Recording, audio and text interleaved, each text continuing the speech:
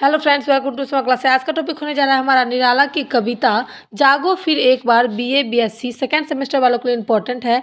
तो देखेंगे, जागो फिर एक बार समर अमर कर प्राण, गान गाए महासिंधु से सिंधु नाद तीरवासी, संदब तुरंग पर चतुरंग चमू संग। अब इसका मैं आपको हिंदी में समझाती हूँ। जैसे कह रहे हैं, जागो फिर एक बार। कौन जागो? तो सिंधु नदी के तीरवासी यानी कि भारतवासियों, और युद्ध में अमर कर दो अपना प्राण। ठीक है। और गान गा रहे हैं कौन? महासिंधु यानी कि जो भारतवासी, ये अपने आप को अंदर से प्रेरणा दे रहे हैं, गाना गा रहे हैं कि एक बार फिर से जागो और अपना जो प्राण है युद्ध में अमर कर दो और जीतो। उसके बाद कह रहे हैं, संदब तुरंग पर चतुरंग चमू संग, यानी कि कोई युद्ध में कई तरह के लोग होते हैं, जैसे आपके घोड़सवार हो गए, हाथी सवार हो गए, रथ पे सवार, कोई पैदल होते हैं। तो इस तरीके के सैनिक होते हैं। तो सब मिलकर अपनी युद्ध, अपनी लड़ाई लड़ो।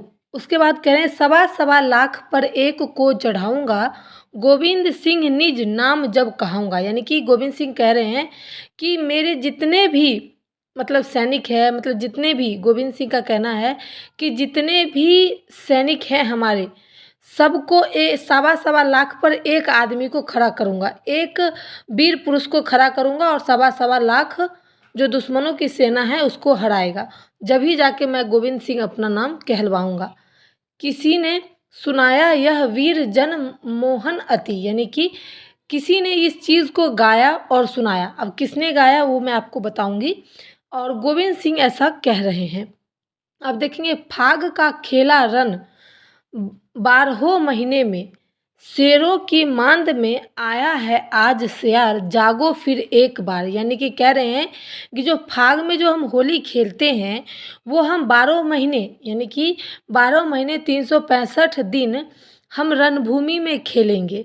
और शेरों की मांद में, यानी कि हमारे देश में दूसरे दुश्मन घुस आए हैं और आज उसका क्या करना है, उसको हमें घेरना है। जागो फिर एक बार जागो, यानी कि अपने नागरिक को जगा रहे हैं कि फिर से एक बार जागो, हमारे घर में कोई दूसरा हमारे ऊपर हमला करने वाला है, घुस आया है।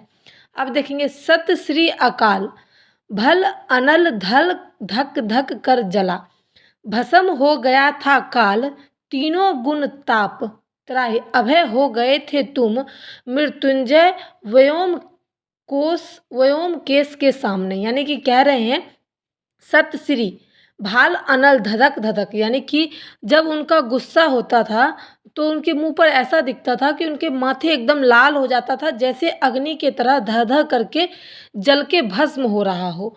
तीनों गुण जो हैं वो हमारे हैं रजोगुण, शतोगुण और तपगुण। ये तीनों गुण हैं। अभय हो गए थे तुम, यानी कि अमर हो गए, और मृत्युंजय व्योम केश के सामने, यानी कि महादेव, मृत्युंजय कौन है? महादेव। व्योम केश यानी कि चंद्रमा के समान केशों के तरह अमर हो गए।